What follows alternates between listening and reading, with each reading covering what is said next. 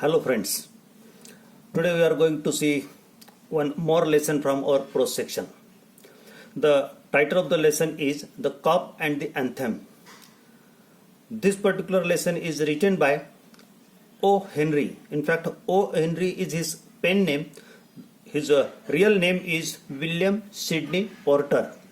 He is an American writer and he wrote so many short stories. In his life, once he started a humorous weekly called The Rolling Stone, but unfortunately, he remained failure in his attempt, and then he joined a journal, Houston Post, as a reporter, columnist, and occasional cartoonist. In this way was his career. But he was a good writer. He was a story writer, we can say. अशा पद्धतीने त्याचं career होतं. सुंदर असा story writer म्हणून तो प्रसिद्ध आहे. His style was a typical one. He used to present something important, something serious in a humorous manner. So his style is known in the world of literature as Smiles and Tears. Because in most of his stories end with a twisted thought, we can say, or twisted ends were there to his stories, or we can, in simple words, we can say his stories have twisted endings, and that was his style of writing. This particular story, The Cop and the Anthem, describes his style of writing. He describes characters in a simple way, we can say, that is very easy to understand. In this particular story, The Cop and the Anthem, here in the title, the word cop means police and anthem means some religious song.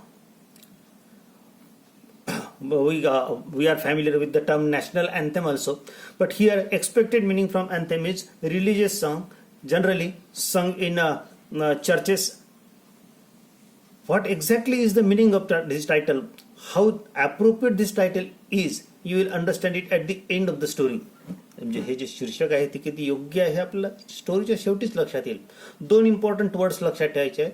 The cop means police and the anthem means religious song. धार्मिक अशा स्वरूपाचं एखादं गीत ज्याला आपण म्हणू, song ज्याला आपण म्हणू, भजन ज्याला आपण म्हणू शकतो, अशा अर्थाने वापरलेला या ठिकाणी तो जो शब्द आहे, the cop and the anthem. Now let us talk about the theme of the, or we can say message of this particular story. This is humorous story, trying to tell us something important, how to recover yourselves from your frustration. That is the subject matter of this poem. This lesson we can say. Two important words we can use for describing the theme of this story. That is freedom and confinement. In fact, the main character of the story, the name of that character is Soapy, who is a vagabond. Vagabond means who has no home. ज्याला आपण बेघर असं म्हणू, असा तो होता. But at the same time he was of a criminal mind. थोडा तो त्याच वेळेला असं म्हणू आपण की तो थोडा गुन्हेगारी वृत्तीचा होता. सोपीचे दोन इम्पॉर्टंट कॅरेक्टर्स लक्षात ठेवायचे की he was vagabond means he had know his home, त्याला घर नव्हतं, बेघर होता. अँड ही वॉज क्रिमिनल, तो थोडासा गुन्हेगारी प्रवृत्तीचा होता. अशा प्रकारचा एक इम्पॉर्टंट मेन कॅरेक्टर या स्टोरीमध्ये त्यांनी डिस्क्राईब केलं. It's a beautiful character. He wanted freedom from his worries. See the situation, see the background of the story, that is very important. या स्टोरीची जी पार्श्वभूमी आहे ना, ती लक्षात घ्या, म्हणजे मला स्टोरी समजायला खूप इझी होईल. एक बेघर गुन्हेगारी वृत्तीचा. It was a time when winter was about to begin, we can say. हिवाळा सुरू होण्याची ती वेळ होती. Winter was about to begin. As Soapy had no home, no house, we can say, he wanted some shelter to save himself from severe cold. तिथल्या त्या भीषण थंडीपासून स्वतःला वाचवण्यासाठी त्याला कुठल्या तरी शेल्टरची गरज होती. And thought came in his mind that he should commit some crime and he would be imprisoned and some 2 or 3 months, and he would be saved from severe cold outside. See the thought. पहा कसा विचित्र विचार आहे. बाहेर घराविना कुठल्या तरी उघड्यावर राहणे थंडीच्या दिवसांमध्ये कठीण होतं. म्हणून त्याच्या मनामध्ये असा विचार येतो. पहा, सोफीचं कॅरेक्टर स्टोरी खूप इंटरेस्टिंग आहे. तुम्ही जेव्हा वाचाल तेव्हा तुम्हाला खूप मजा येईल त्याच्यामध्ये, की त्याच्या मनात असा विचार होतो की मी कुठला तरी गुन्हा करायचा आणि त्या गुन्ह्याच्या कारणाने मला अटक व्हावी आणि मला तिथे तुरुंगामध्ये टाकल्या जावं, जेणेकरून पुढचे 2-3 महिने थंडीचे जे आहेत ते माझे तुरुंगात आरामात जातील, असा त्याचा विचार होता. So he decided to reach, he has use very beautiful term for that, winter island he says. त्या प्रिझनला किंवा त्या तुरुंगाला किंवा त्या जेलला तो विंटर आयलँड असा शब्द वापरतो. आता विंटर आयलँडवर जाण्यासाठी त्याला आता प्रयत्न करायचे होते. He was suppose to do something in order to reach that winter island. तुरुंगात जाण्यासाठी त्याला काय करायचं. सो ही प्लॅन्ड हिमसेल्फ, त्याने स्वतः काहीतरी करायचं ठरवलं असतं. त्या स्टोरीमध्ये तुम्ही पहा, you will find at the end of the story you will find a twist. म्हणजे तुम्ही जशी स्टोरीच्या मध्ये प्रोग्रेस करत जाल तर तुमच्या लक्षात येईल की याचा शेवट मात्र अतिशय अनपेक्षित अशा पद्धतीचा आहे. अनएक्सपेक्टेड असा एंड या स्टोरीला आहे आणि अशी ही शॉर्ट स्टोरी आहे. Now let us talk about the story in short. आता आपण अगदी थोडक्यामध्ये स्टोरीबद्दल बोलूया. I told you about writer, I told you about the meaning of the title. We have talked about the theme of the story also. Now let us talk about the story itself. आता त्या story बद्दल थोडंसं माहिती करून घेऊया काय आहे. We know that there is main character सोपी. आपल्याला माहित आहे की सोपी नावाचं एक मेन कॅरेक्टर स्टोरीमध्ये आहे, right. Then background we know that it was the time of winter. He wanted shelter because he was vagabond. He has no home. त्याला त्याचं घर नसल्यामुळे त्याला कुठेतरी शेल्टर पाहिजे होता. And he started his various attempts, we can say, his to get in to the prison, to get to that particular winter island. त्या तुरुंगाला तो विंटर आयलँड असं म्हणत असे. म्हणजे विंटरपासून स्वतःला वाचवण्यासाठी, तो मौज मजा करण्यासाठी जिथे जाणार होता त्याला तो विंटर आयलँड असा शब्द वापरतो आणि ते प्लेस म्हणजे तुरुंग असतो. So he plan his various ways. In his first attempt what he did, he thought of a luxurious cafe. In fact, Sophie had a good overcoat we can say, and a good black bow. Generally the Western people, they use here a black bow. And he thought, if I reach the table, then the part which is visible above the table is all right. But his pant was torn one, his shoes were torn. So somehow he wanted to reach the table in that luxurious cafe. But unfortunately, what was his plan? To go to that particular restaurant, to have something, some eatables, and then declare that he has no money. So naturally the owner of the cafe will hand him over to police.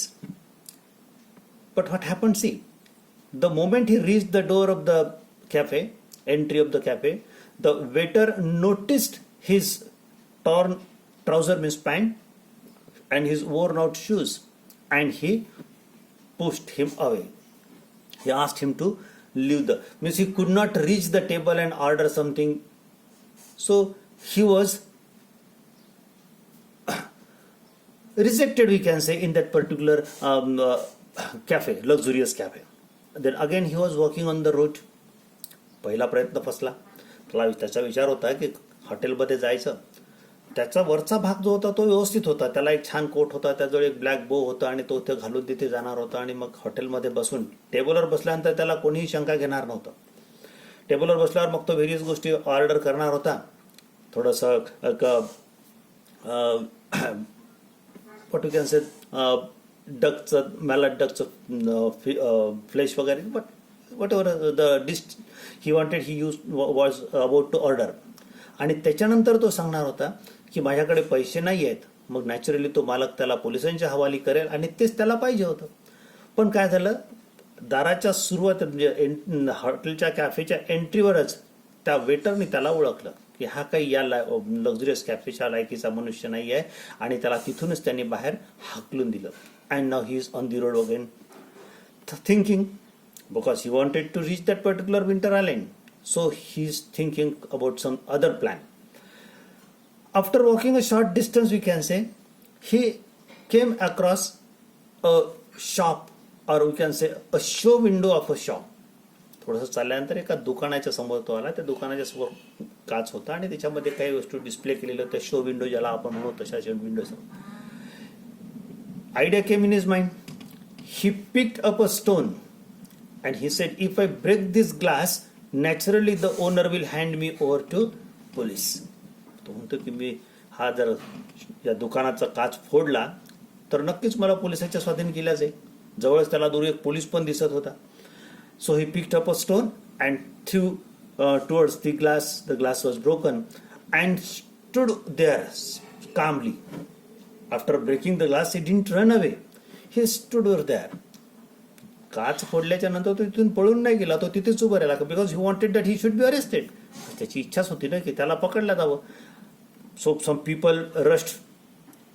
Naturally the policeman also came over there.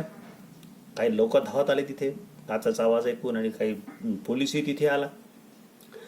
And they were seeing who had done this, who has done this, कोणी केलाय, कोणी फोडला वगैरे पद्धतीने. He even asked that police, don't you think that I have something to do with this particular thing. म्हणजे तुम्हाला असं वाटत नाही की माझा याच्याशी काही संबंध असेल? म्हणजे त्याला सांगायचे होते की मी फोडलं असू शकतं असं तुम्हाला वाटत नाही का? जर तुम्हाला वाटत असेल तर मला अरेस्ट करा. And the police laughed at him and he said, the person who breaks glass in this way would not stand here calmly.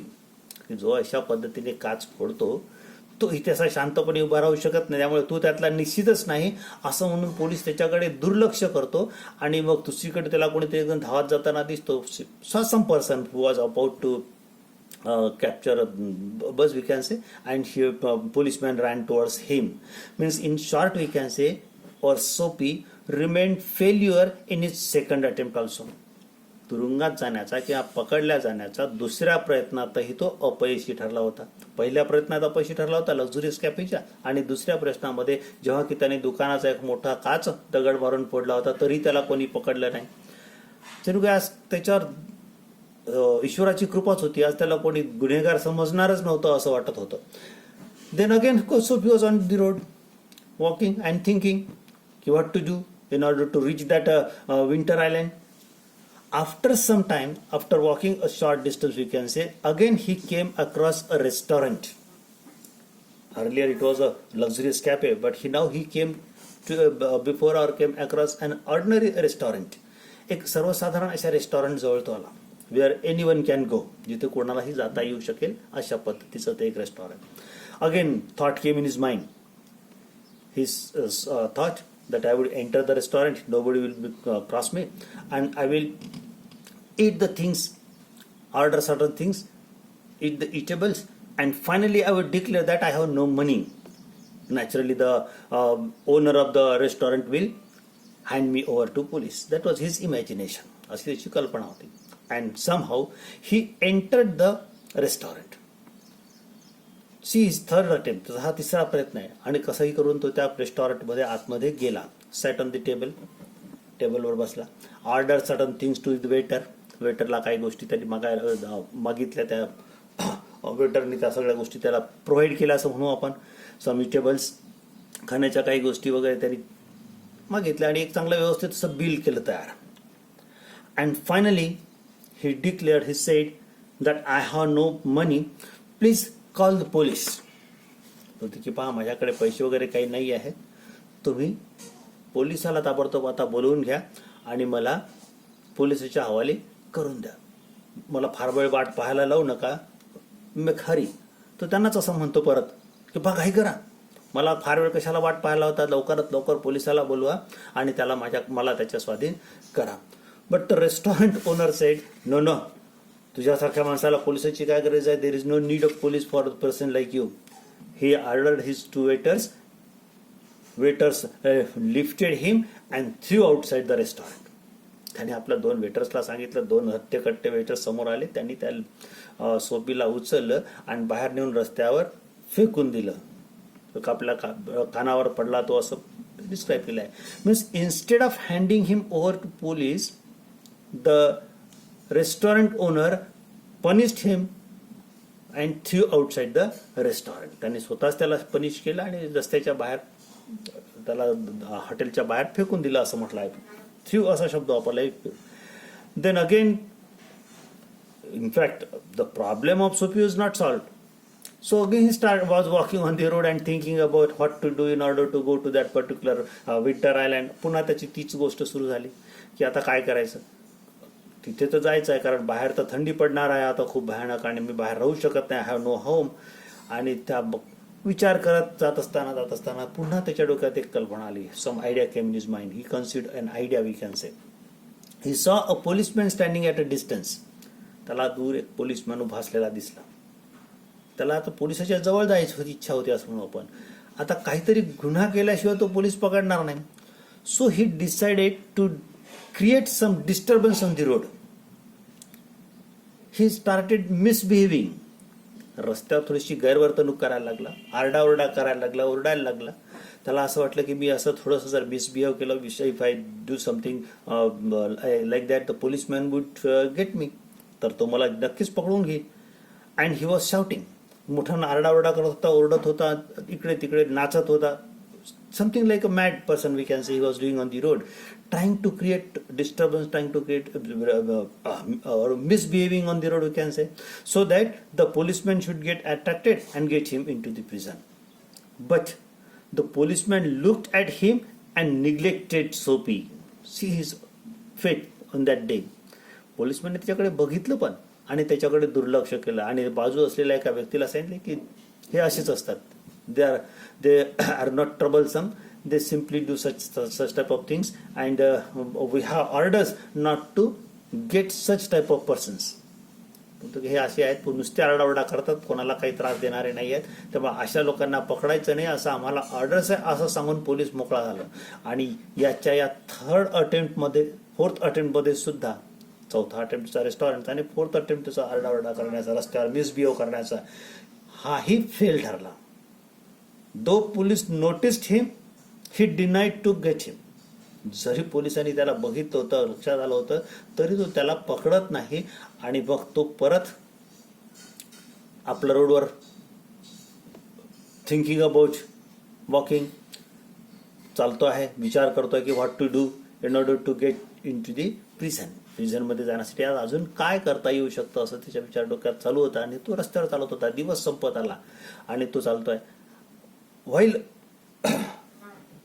walking on the road, we can say, he came across a cigar store. आपल्याकडे आपण पानठेला वगैरे असं म्हणतो की नाही generally. he came across a cigar store. एका cigar स्टोअरच्या तिथे तो आला.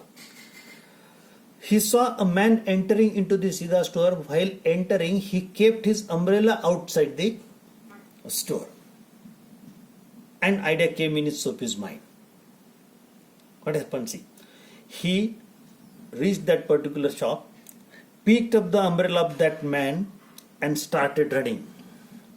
Means he had stolen that umbrella and running. The man noticed that Sophie had taken his umbrella and running away. The man also was running behind him. The Sophie was running. Man was shouting, "Oh, listen, listen." Sophie was not paying any attention. Finally, man slowed down. Sophie thought that he would give me up. And he also slowed down his steps. And finally, what the man said, that is very surprising. He said, "Oh, if that umbrella belongs to you, maybe it belongs to you." म्हणतो की तो तुमचा असेल, तर तो तुमचा असेल, नक्की तुमचा असूही शकेल तो, असं तो म्हणतोय की असू शकतो तुमचा तो. And you know, in sometimes we may commit some mistake, and I have picked it by mistake. So if it is yours, then keep it. आता सी द थिंग. पहा काय घडलंय नेमकं. त्याने त्याची छत्री चोरली. छत्री चोरल्यावर त्याची इच्छा अशी होती की त्यांनी आपल्याला पकडावं आणि पोलिसाला द्यावं. धावायला लागला. तो मनुष्यही तिच्या मागे धावायला लागला. थोड्या वेळानंतर तो मनुष्य थोडा स्लो झाला.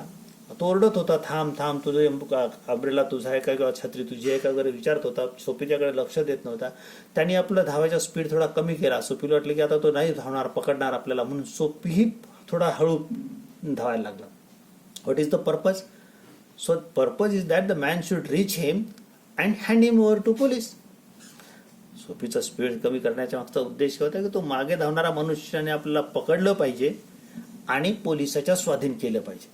पण तो माणूस धावत धावत जवळ आला आणि सोफीला असं म्हणाला की तो तुमचंच अम्ब्रेला असू शकतो. छत्री तुमची असेल, निश्चित तुम्ही ओळखली असेल ती तुमचीच आहे म्हणून. काय झालं, चुकून मी ती एका ठिकाणाहून उचलली होती आणि अशा चुका होत असतात माणसाच्या, mistakes can happen. So if it is yours then keep it. जर ती तुमची असेल तर घ्या, तुम्ही ठेवून घ्या, मला माफ करा, असं तो मनुष्य म्हणाला. म्हणजे या अटेम्प्टमध्ये सुद्धा, म्हणजे छत्री चोरण्याच्या अटेम्प्टमध्ये, in his attempt of stealing umbrella we can say he again remain failure to get in to the prison. याही वेळेला तो आपल्या प्रिझनमध्ये जाण्याच्या प्रयत्नामध्ये अपयशी ठरला. पहा कशी स्टोरी आहे. We have seen about 5 different attempts. आपण त्याचे 5 वेगवेगळे अटेम्प्ट्स पाहिले. I would like to revise it. तुम्ही ज्या बुकमध्ये वाचाल तेव्हा तुम्हाला निश्चित हे सगळं नीट लक्षात येईल आणि समजेल. आणि I am sure that you will definitely enjoy reading this story. The instruction you know while listening to this particular video or while watching this video, we can say you must have your textbooks with you. हा video watch करत असताना तुमचे textbook तुमच्याजवळ असणे अत्यंत आवश्यक आहे. त्याच्याशिवाय तुम्ही ते स्टोरी नीट समजून घेऊ शकणार नाही. If possible, go through the story once and then watch this video. Then you will definitely get your ideas cleared. See what happen. Let me revise the things in short. आपण या स्टोरीच्या बाबतीत थोडक्यात revision करूया. We have talked about 5 different attempts of Soapy to get in to the prison. What was his first attempt? His first attempt was to enter into the luxurious cafe and order something and declare that he had no money. But he could not enter the cafe. In his second attempt, he had broken the glass of a show window of a shop, we can say. Wanted that people should hand him over to police, but at that time he got neglected and he was not handed over. दुसऱ्या attempt असा fail ठरला. In this third attempt he entered the restaurant, ordered various eatables, we can say, and finally declared that he had no money. But instead of handing him over to the police, the restaurant owner punished him and asked his waiters, we can say servants, we can say, to throw him outside the restaurant. He remained failure again. So in his fourth attempt he misbehaved on road, was shouting and yelling, looking at the police, we can say. At that time also the policeman neglected him, saying that these people are not problem, they are not troublesome, they simply create such type of nuisance, so we have no orders to get them. And in his last attempt, stealing umbrella, he had stolen an umbrella from a cigar shop and was running away. In fact, the umbrella that Sophie had stolen did not belong to the man who entered into the cigar shop. He had picked it from somewhere by mistake, he says.